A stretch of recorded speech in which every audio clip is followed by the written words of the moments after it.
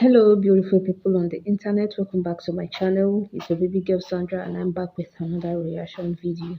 Okay, in today's video, I'll be doing something quite different from all that I've been doing. I do music, I do dance, I do comedy, but this is very, very different. It's just a news from the ongoing Gaza war or something from the BBC news. Okay, so we are going to be checking out this video and I'll be reacting. Okay, I've been hearing things that has been happening in Israel and Gaza, and it has been really emotional. It's really terrible. War isn't something to be happy about or to be excited about. It's not even supposed to be. Okay, so guys, let's just get right into this video and hear what the what the UN has to say about this ongoing war. Yeah. The United Nations says nearly 1 million Palestinians have fled their homes in the Gaza Strip in the week since Israel launched its military response to the killings and kidnappings by Hamas. The entire enclave has been hit by Israeli strikes from Gaza City in the north to Rafah in the south. The border crossing there at Rafah with Egypt has remained shut since the Hamas attacks last weekend. Crowds of Palestinians and foreign nationals have been gathering at the crossing after news that an evacuation route may temporarily open. Our correspondent John Donnison sent this report and a warning that you might find some of the images in his report upsetting. Oh my God, that's a dead body. Outside the main hospital in Rafah, ice cream trucks. The morgue is full. Some of the dead have been here for 2 days, Yasser Katab tells us. These freezers are meant for food, he says, not bodies. And this is right in the south of Gaza, where people are now being told to evacuate to. Hundreds of thousands are now heading in this direction. But Egypt says it won't open the crossing even for foreign nationals until Israel agrees to allow aid in. And Hamas also controls this border and has a say on who is allowed out. The nearby United Nations school is packed with those seeking shelter. But it was already at full capacity before this latest evacuation order. As Palestinians, what did we do for this to happen to us? Hanan Al-Darbi asks. She tells us she ran out of the house barefoot with nothing when Israel bombed her neighborhood and came straight to the school. At noon today, many were praying, one would think, for better times. Many of those here are children, still smiling despite it all. Around half Gaza's population is under 18, and some are old beyond their years. Ramez Barhoum is just 15. This is his 5th war. What? I can barely stand it, he says. And look around you at all these kids. Ask them, do you want to live or not? We just want to be secure, he goes on. Our dream is to live. That's all we want. John Donnison, BBC News. Well, the World Health Organization says an order by Israel to evacuate more than 20 hospitals in northern Gaza is tantamount to a death sentence for some of the sick and injured. The WHO has expressed particular concern for people on life support and newborn babies in incubators. Health centres in the south are also at maximum capacity. Tens of thousands of civilians are moving ahead of an expected Israeli ground offensive in Gaza.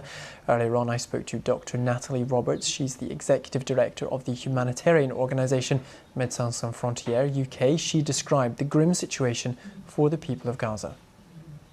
It is, as you described just now, pretty catastrophic. I mean, we've had a week of relentless bombing, so thousands and thousands of bombs dropping down on a very small piece of land in the north and the south of Gaza. So producing many dead, but many more wounded. At the same time, with electricity and water having been cut off now a week ago, we're getting to the point where really there is no access to clean water and no electricity to continue running the medical facilities anyway. And now in the last couple of days, these evacuation orders, and that's just led to absolute chaos. You know, we have 300 staff in Gaza. Some of them have managed to move to the south, are trying to transfer patients to the south. Some of them have no choice but to stay behind in the north and try and continue to run medical care in the north. Either way, they're describing utter chaos and a sense of despair. Well, I wanted to talk a bit more about that because we've heard about journalists being targeted. We've heard about airstrikes on civilian infrastructure. How dangerous is it for your teams on the ground? I mean, it's incredibly dangerous. The majority of our teams are Palestinian, so they come from Gaza, they live in Gaza, they've never seen anything to this scale before. We're seeing ambulances being hit, we're seeing medical facilities being hit. And as people were moving south yesterday, they were saying they could hear the bombs, they didn't feel in safety. So they're incredibly worried about being caught up in this, about being injured themselves. Many of our staff have lost family members. Our international staff as well, they're stuck in the same situation, either having to stay in the north or choose to move to the south. And the same scenario applies to them. Even once they get to the south, there's nowhere for them to stay. They're trying to find a place on the floor somewhere in a school, on a mattress. There really is this sense that there's no way out, there's no escape. Médecins Sans Frontières is known around the world for its aid work, keeping away from politics. How easy is it for your teams to operate around some of these border crossings, like close to Egypt, where the authorities there have shut things down?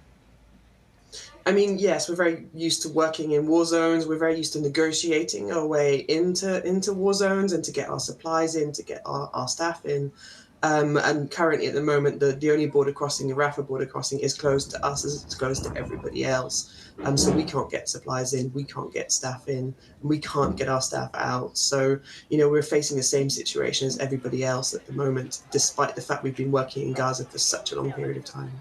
For the people who are fleeing, heading for that border crossing, the Rafah crossing, what kind of support do they need? I mean, first of all, they need to have some reassurance that they can travel in safety, that they can move in safety on the roads. And we saw yesterday that doesn't seem to be the case, that the bombing continues even on these safe roads. We need them to be reassured that once they get to the crossing, they will be allowed to cross in safety, that they'll be met with some sort of welcome, and with humanitarian aid if they manage to enter Egypt, for example, and also a reassurance that people can return home.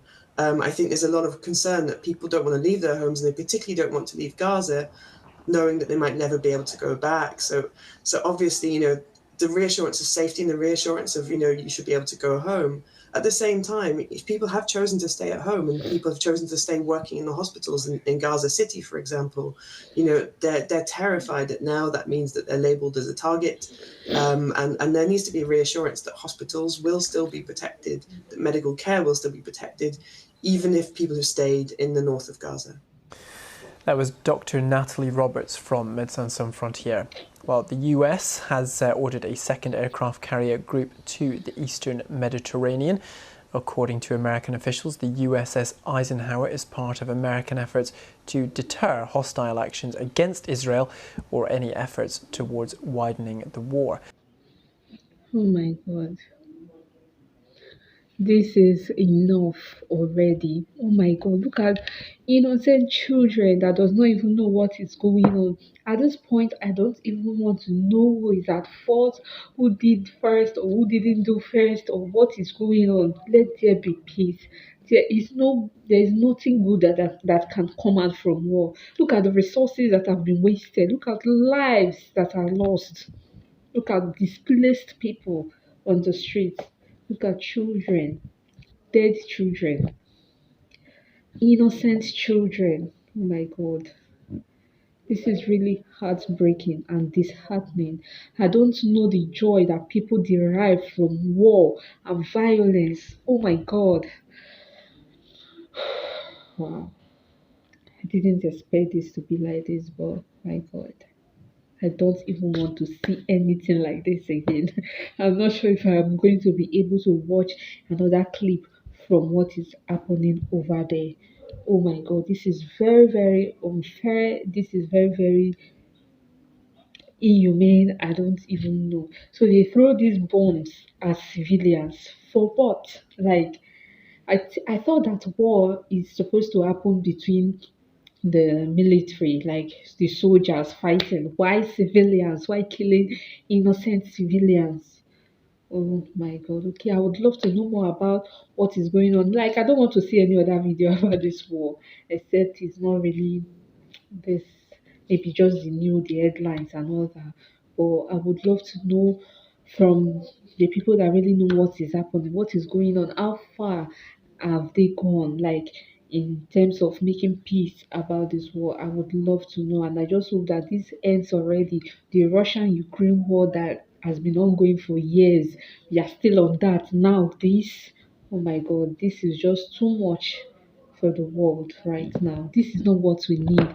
The world can be a better place. The world is big enough to contain everyone. So why the killings? Why the war? What is it that they are dragging? Is it land? Is it what is it?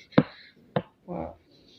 And they are even neighbors. They are even supposed to be doing things together. So why fight your, oh Jesus, I don't even know what else to say. Oh, sorry guys. Thank you so much for watching. See you in my next video, but not this kind of video, okay? Subscribe to my channel if you have not done so.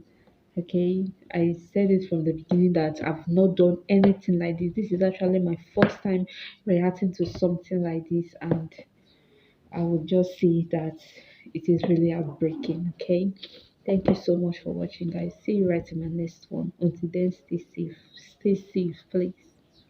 Love you guys.